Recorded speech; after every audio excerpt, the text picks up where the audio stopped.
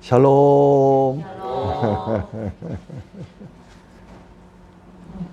오늘 본문 말씀에 보면은 34절과 35절에 여호와의 영광이 성막에 충만함에 여호와의 영광이 성막에 충만함이었으며 그런 말씀이 두 번 기록되어 있죠. 이 시간에 성도인 우리 마음속에 여호와의 영광이 충만히 임하시는 은혜가 있기를 소망합니다. 저는 본문 말씀을 통하여서 이스라엘이 광야에서 세운 회막이 예루살렘의 성전으로 건축되어졌고 그리고 그 영광스러운 아름다운 성전이 회파된 이후에 스룹바벨을 통해서 다시 재건축되었고 헤롯 왕이 46년 동안 지었던 그 성전, 그 성전을 예수님께서는 이 성전 헐어라, 내가 3일 만에 다시 세우리라 그렇게 말씀하셨거든요. 그러니까 듣던 사람들이 여보시오, 웬 그런 말씀을 하시오? 이 성전이 46년 동안 지었건을 당신이 어떻게 3일 만에 성전을 다시 진다고 합니까? 그 당시에는 몰랐는데 예수님이 부활하신 이후에 제자들이 예수는 자기 몸을 가리켜 성전이었다는 말씀의 내용을 깨달았더라 그러시거든요. 그 다음에는 저 바벨론 포스로 끌려갔던 이스라엘, 예루살렘 성전을 떠나서 그 성전에서 예배할 수 없었기에 흩어진 곳에서 모였던 제도가 회당이었습니다. 지금도 유대인들은 전 세계에 흩어져 있는 디아스폴라들이 금요일 날이면 이렇게 회당에 모여서 예배를 드리고 있어요. 그러면 오늘날은 이 성막 성전 어디에 있을까? 바울 서신서에 보면은 하나님은 우리 성도들 몸을 성전 삼고 우리 안에 거하신다 그렇게 말씀하셨거든요. 결론을 정리하자면 하나님의 영이 우리 몸 안에 거하는 사람, 그 사람이 곧 성도다. 성경을 통해서 결론할 수 있어요. 정의할 수 있어요. 만약에 목사이지만 내 안에 하나님의 영이 안 계시다면 나는 성도 아니라고 그렇게 말할 수 있다는 이야기예요. 제가 그렇다는 이야기는 아니에요. 오해하지 마시고요.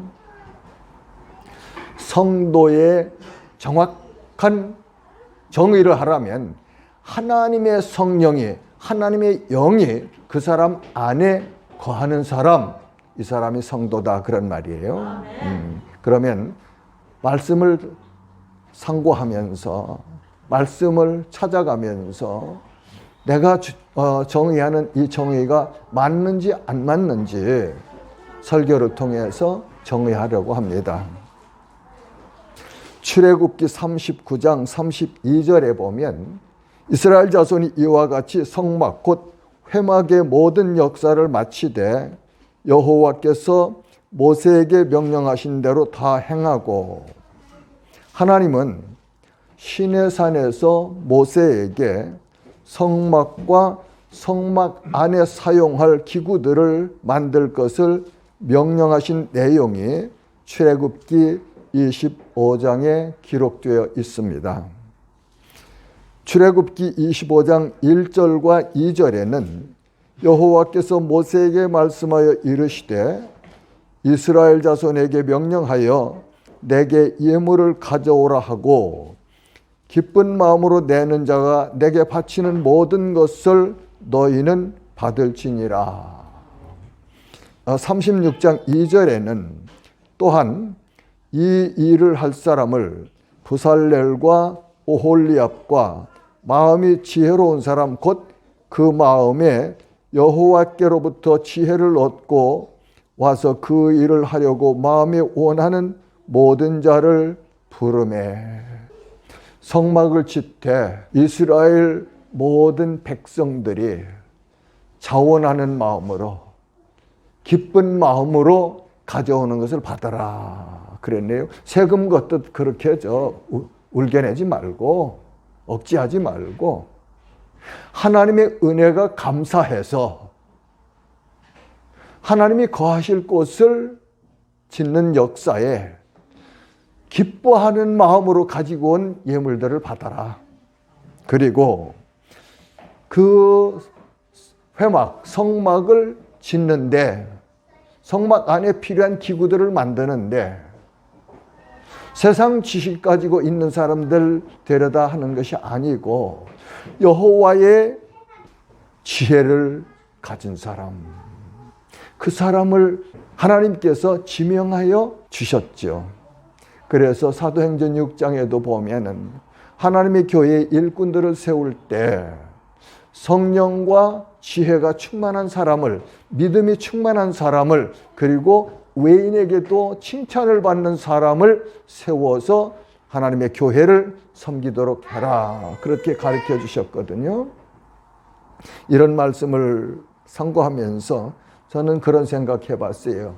사자는 자기 새끼를 어릴 때부터 사자로 훈련하지요. 독수리도 어린 자기 새끼를 어릴 때부터 독수리 훈련을 시켜요. 왜요? 독수리는 이 날개가 힘이 있을 때 독수리예요. 이 날개 힘을 잃어버리면 독수리 생명은 끝난 거나 마찬가지예요. 독수리의 의미를 잊어버리는 거 마찬가지예요. 그래서 성도는 하나님의 말씀을 통해서 온전히 훈련을 받아야 됩니다. 훈련이 없고 감성만 타취해서 그저 귀에 듣기 좋은 이야기만 듣고 내 마음대로 하나님을 섬긴다고 하는 것, 그건 옳지 않아요. 하나님의 말씀이 가르쳐 주는 대로 그 말씀을 따라가는 것이 성도의 마땅한 삶이죠. 오늘 여기 말씀에 보면 여호와께서 모세에게 명령하신 그 말씀대로 다 진행하였더라. 나는 이 말씀을 읽을 때마다 마음이 참 뜨거워져요. 출애굽기 39장 42절에서 43절은 여호와께서 모세에게 명령하신 대로 이스라엘 자손이 모든 역사를 마침에 모세가 그 마친 모든 것을 여호와께서 명령하신 대로 되었으므로 모세가 그들에게 축복하였더라. 하나님은 모세에게 시내산에서 지을 성막과 그 성막 안에 두어야 될 기구들을 이렇게 만들어라 하고서 구체적으로 말씀하셨거든요. 모세가 이스라엘 백성들에게 가르쳐 주었는데 그 백성들이 하나님께서 모세에게 가르쳐 주신 말씀대로 준행하여 성막을 지었더라. 이것이 우리 성도들이 본받아야 될 그런 삶의 원리다, 그렇게 말하고 싶습니다. 이스라엘 사람들은요, 아기들이 어릴 때 아버지가 무릎 위에 앉혀놓고 그 어린 아들에게 하나님의 말씀, 이 모세오경을 특별히 율법들을, 율례들을, 법도들을 가르친다고 그래요. 신명기에서 그렇게 모세가 명령하잖아요. 우리도 상황이 아무리 어려울지라도 우리의 자녀들 하나님 어떤 분이신지 가르쳐야 되고, 내가 누군지 신분을 확인해 줘야 되고, 그 신분에 마땅한 삶은 어떻게 살아가야 되는지를 가르쳐야 됩니다. 네, 집에서 가르치세요. 저는 그렇게 생각해요. 어린 자녀들 학원에 보내느라고 그냥 애쓰지 말고 학교에서 돌아오면 어머니가 따뜻하게 맞이해주고, 그리고 하나님의 말씀 성경 읽어요. 30분씩만 하루에 학교에서 돌아오면은 30분씩만 같이 앉아서 기도하고 성경 말씀 읽어주면은 그 어린이들이지만 마음속에 하나님이 주시는 은혜가 있어요. 하나님이 역사하시는 역사가 있습니다. 그러면 지혜와 명철을 얻게 되죠. 왜요? 잠언서에 보면 여호와를 경외함이 지혜의 근본이니라 그러시거든요. 하나님을 알고 하나님을 하나님으로 인정하고 섬기는 것이 여호와를 경외하는 것이에요. 누가 그런 말씀하시대요? 나 동의합니다. 하나님을 경외한다는 것은 하나님의 눈높이와 내 눈높이를 맞춰서, 초점을 맞춰서 그렇게 하나님을 인정해 드리는 것이 경외함이라고 하대요. 그래서 그저 참 좋은 해석이다 그렇게 생각을 했어요. 본문 34절과 35절에는 구름이 회막에 덮이고 여호와의 영광이 성막에 충만하며 모세가 회막에 들어갈 수 없었으니 이는 구름이 회막에 덮이고 여호와의 영광이 성막에 충만하였으며,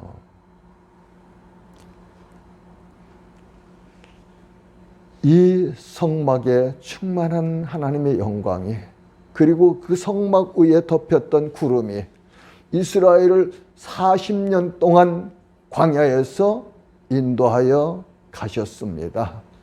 오늘날도 광야에서 이스라엘을 그렇게 40년 동안 길을 인도하셨던 하나님은 성령 하나님께서 성도들의 가야 될 길을 인도하고 계십니다. 내가 알든지 모르든지, 내가 깨닫든지 못 깨닫든지, 내가 인정하든지 안 하든지 하나님은 하나님의 역사를 하시고 계세요. 놀라워요. 이 은혜의 역사를 깨달으면 참 너무 놀랍습니다. 그래서 어제 저녁에도 제 아내하고 뭔가 얘기하다 그 또한 하나님의 은혜입니다. 그 또한 하나님의 은혜입니다. 살아가면서 필요한 환경 가운데서 가장 적절한 방법을 순간적으로 생각나게 해주시거든요. 누가요? 하나님께서요. 하나님께서요. 이렇게 하나님은 오늘도 자기 백성들을, 자기 자녀들을 사랑하시고 인도하시고 가르치시는 분이라는 사실을 우리가 깨닫고 살아가야 됩니다. 그럼 인생이 참 재미있어요. 참 재미있습니다. 어떤 일을 만나든지 그 일 가운데 역사하시는 하나님을 바라보면서 하나님 어떻게 하실까 기대를 가지면요, 인생이 참 재밌고 멋있어요. 멋있어요. 그렇게 세상이 어둡지만 우리 성도들이 살아가는 인생이 어두운 것만은 아니에요. 절대 아니에요. 왜요? 하나님이 함께 하시기 때문에. 민수기 9장 22절에는 이틀이든지 한 달이든지 1년이든지 구름이 성막 위에 머물러 있을 동안에는 이스라엘 자손이 진영에 머물고 행진하지 아니하다가 떠오르면 행진하였으니, 40년 동안 이스라엘이 그 광야를 행진하는 과정을 여기서 아주 자세하게 우리에게 가르쳐주고 계시잖아요. 그 하나님이 신명기 1장 33절에는 그는 너희보다 먼저 그 길을 가시며 장막 칠 곳을 찾으시고 밤에는 불로 낮에는 구름으로 너희가 갈 길을 지시하신 자이시니라. 앞서 행하시면서 이스라엘 회중들이 그 장정만 60만, 전쟁에 나가 싸움할 수 있는 장정만 60만인데 그 이외 가족들이 있잖아요. 그 가족들이 진칠 곳, 천막을 칠 곳, 하나님이 앞서 행하셔서 미리 가셔서 보시고 그리고 인도하여서 살게 하셨다. 그렇게 모세는 40년이 지난 후에 그 40년을 회고하면서 이스라엘 광야 2세들에게 교훈하는 말씀이 신명기 말씀이잖아요. 근데 이렇게 가르쳐 주시거든요. 우리의 가는 길도 그래요. 내가 열심히 해서 가는 것 같지만 그 앞에는 하나님의 영이신 성령께서 우리 앞서 행하시면서 우리를 선한 길로 인도하시고 계시다는 사실을 알아야 됩니다. 그러면 너무 걱정할 일 없잖아요. 아무리 환경이 어려워도 걱정할 일 없어요. 이 환경을 통해서 하나님은 나를 무엇을 가르치시를 원하시는가? 그거에다가 초점을 맞추고 기도해야 됩니다.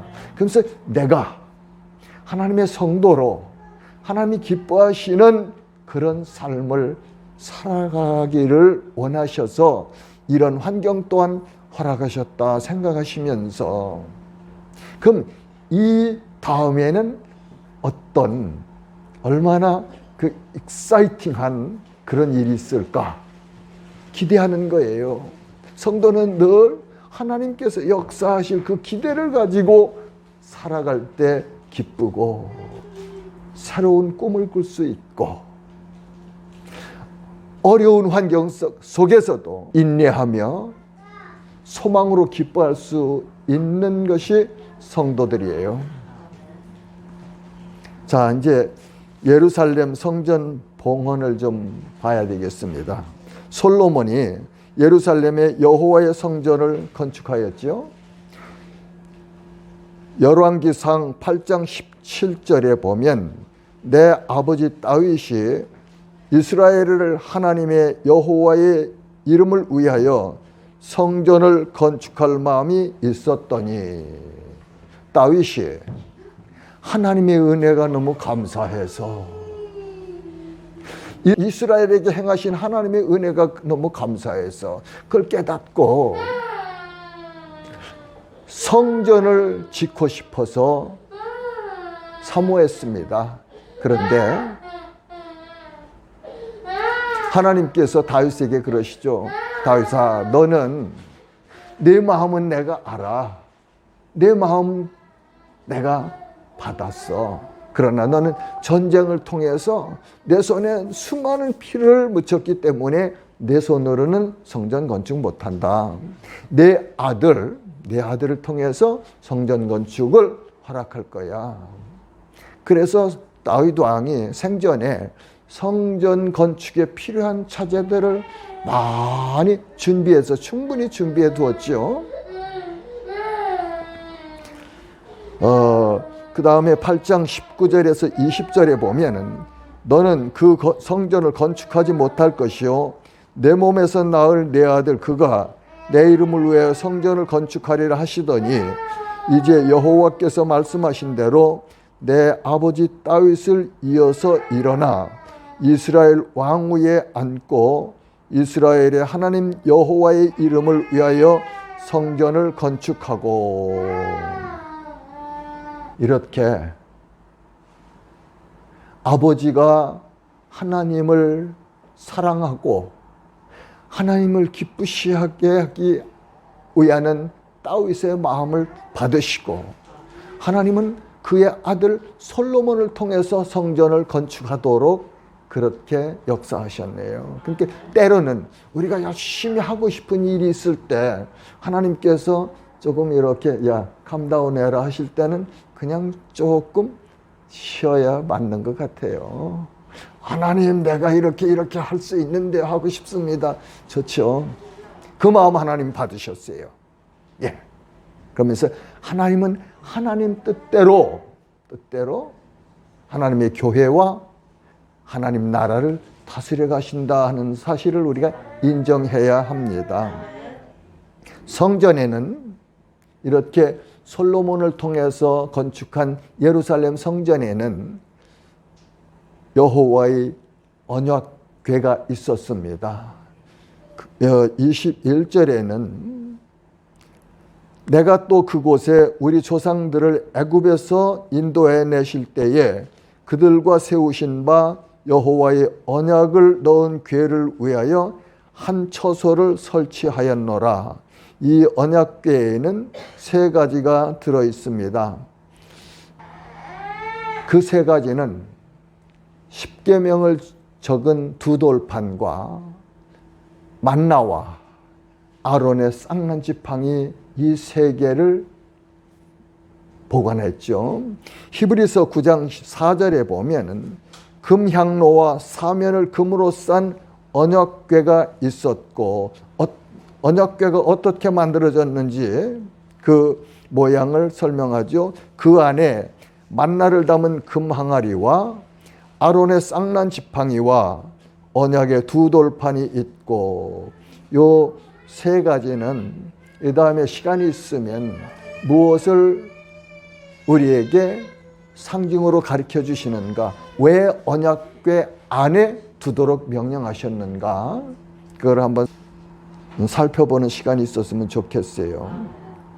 그런데 이 영광스러운, 이 찬란한 예루살렘 성전이 회파됩니다. 저 느부갓네살 왕의 군대들에 의해서 처참하게 회파되지요. 역대하 36장 17절에서 20절 말씀입니다. 하나님이 갈대아 왕의 손에 그들을 다 넘기심에 그가 와서 그들의 성전에서 칼로 청년을 죽이며 청년 남녀와 노인과 병약한 사람을 긍휼히 여기지 아니하였으며, 또 하나님 전의 대소 그릇들과 여호와의 전의 보물과 왕과 방백들의 보물을 다 바벨론으로 가져가고, 또 하나님의 전을 불사르며 예루살렘 성벽을 헐며 그들의 모든 귀한 그릇들을 부수고 칼에서 살아남은 자를 그가 바벨론으로 사로잡아 가매 무리가 거기서 갈대아 왕과 그의 자손의 노예가 되어 바사국이 통치할 때까지 이르니라. 아멘. 왜 하나님의 백성인 이스라엘과 하나님의 영광이 가득했던 예루살렘 성전이 왜 이렇게 회파될 수밖에 없었을까요? 성경은 보면요, 히스기야의 아들 므낫세가 하나님 앞에 너무 몹시도 범죄했기 때문에 하나님께서 도저히 그 일만은 용서하실 수가 없기 때문에 이렇게 바벨론 군대에게 회파당하고 포로로 끌려가게 했다 하고 성경은 기록해서 우리에게 가르쳐 주십니다. 이로 본다면 보이는 건물들을 우리가 너무 치심하지 말아야 되겠다 생각을 해요. 의미가 중요한 거지, 내용물이 중요한 거지, 보이는 것이 중요한 것 아니라 우리는 알 수 있어요. 그리고 히브리서에 보면은 아들이 잘못했는데도 사랑하기 때문에 징계하지 않는다면 그는 사생자다, 버려진 자다, 그렇게 가르쳐 주세요. 사랑하기 때문에, 내가 사랑하기 때문에, 사랑하는 내 백성이기 때문에 하나님께서 하나님의 백성들이 잘못하면은 깨달으라고, 제 길로 돌아오라고 그렇게 징계도 하신다, 그런 말씀이에요. 오늘날 우리의 모습은 어떻습니까? 인간은 언제든지 보이는 것에 치중할 수밖에 없어요. 그게 인간의 성향입니다. 그러나 하나님의 말씀을 깊이 연구해 보면은 보이는 것에 다 우리의 가치를 두지 말아야 돼요. 그 후에 스룹바벨이 예루살렘 성전을 건축하였죠. 느헤미야는 또 돌아와서 회파된 성벽을 건축했어요. 예수님 당시에는 헤롯이 지은 성전이 있었습니다. 성전이 회파되고 이스라엘 백성들이 흩어지면서 회당 제도가 생겼죠. 예수님 당시에도 예수님께서도 안식일마다 회당에 들어가셔서 가르치셨거든요.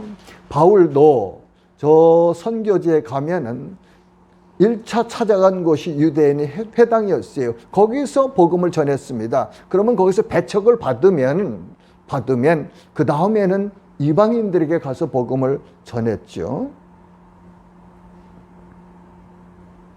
다음에는 예수님께서 자신의 몸으로 세우신 성전을 말씀을 통해서 상고해 보겠습니다. 요한복음 2장 19절에서 22절에는 예수께서 대답하여 이르시되 너희가 이 성전을 헐라 내가 사흘 동안에 일으키리라. 유대인들이 이르되 이 성전은 46년 동안에 지었거늘 내가 3일 동안에 일으키겠느냐 하더라. 그러나 예수는 성전된 자기 몸을 가리켜 말씀하신 것이라 죽은 자 가운데 살아나신 후에야 제자들이 이 말씀하신 것을 기억하고 성경과 예수께서 하신 말씀을 믿었더라. 예수님은 이 땅에 오셨을 때 하나님의 성전이었다. 그렇게 우리에게 가르쳐 주십니다.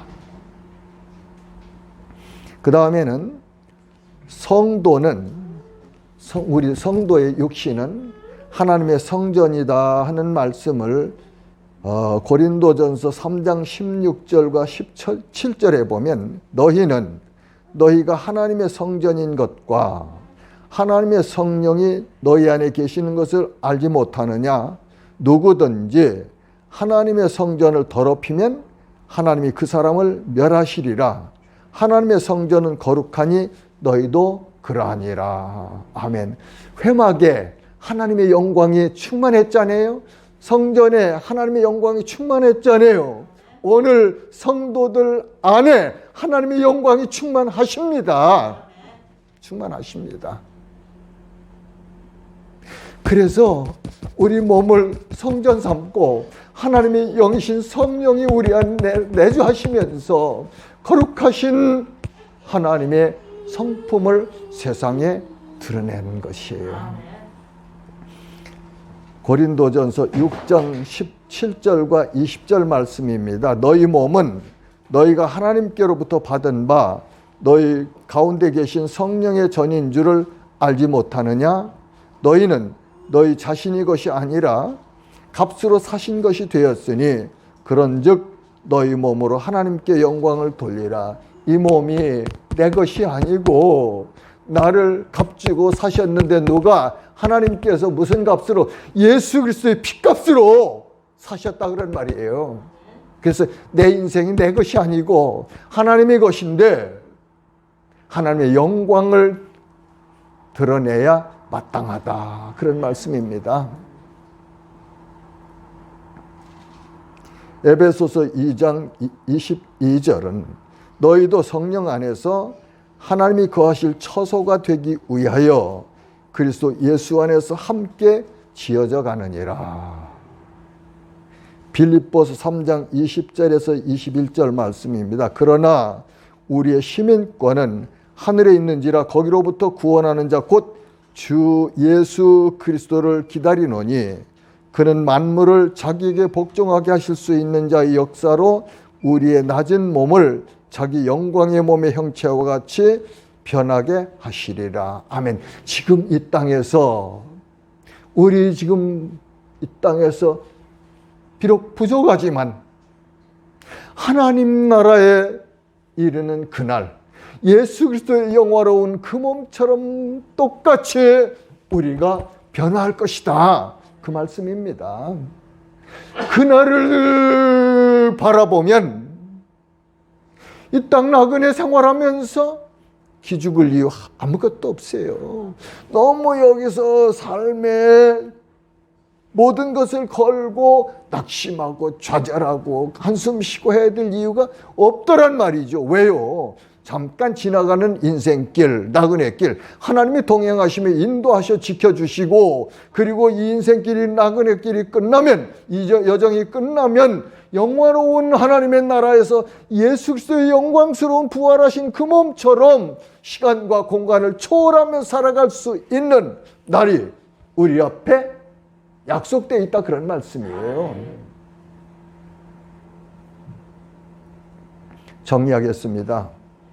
성도는 하나님의 영이 거하시는 거룩한 성전입니다.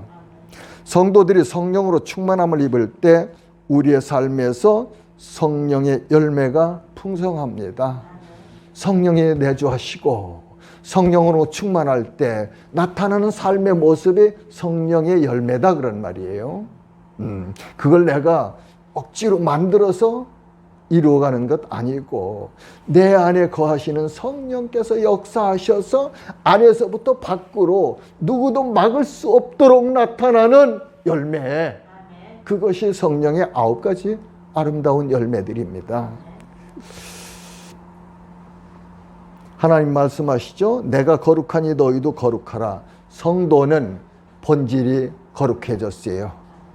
이 세상에서 죄와 허물과 악으로 얼룩졌는데 어느 날인지 하나님이 부르셔서 그 죽음의 사망의 늪에서 나를 건져내시고, 그리고 너는 거룩한 자다, 너는 내 자녀다 하는 그 순간부터 우리는 본질이 거룩한 자가 된 거예요. 그게 성도예요. 성도.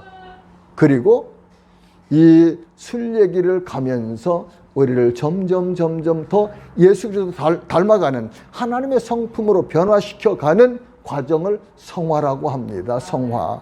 거룩하여져 간다. 거룩하게 변화된다. 그런 말씀이죠. 그걸 누가 하시느냐? 성령께서 하신다. 그렇게 우리에게 가르쳐주고 계십니다. 데살로니가전서 5장 23절과 24절로 우리 모두에게 위로와 권면의 말씀을 드리면서 저는 설교를 마치겠습니다. 평강의 하나님이 친히 너희를 온전히 거룩하게 하시고 또 너희의 온 영과 혼과 몸이 우리 주 예수 그리스도께서 강림하실 때에 흠없게 보존되기를 원하노라. 너희를 부르시는 이는 미쁘시니 그가 또한 이루시리라. 아멘. 너희를 부르신 이는 믿을만하니 신실하시니 그가 또한 이루시리라. 우리 마음속에 선한 소원을 집어넣어 주신 그 하나님께서 이 주신 선한 소원을 거룩한 은혜의 삶을 친히 이루어 가시리라. 이 말씀을 의지하고 한 주간 동안 더 삽시다. 지나온 삶을 어떻게 살았든지, 나 혼자 내 힘을 어떻게 하든지 내 삶을 세우려고 하셨다면 이제는 그거 조금 내려놓으시고 하나님의 약속의 말씀을 의지해서 말씀을 붙들고 말씀이 인도하시는 대로 살아가시면 평강의 하나님께서 친히 함께 하시며 우리의 몸과 마음과 영혼을 샬롬의 은총으로 충만하게 하실 것입니다. 이 은혜가 우리 모두에게 충만하시기를 주님의 이름으로 축복합니다. 아멘.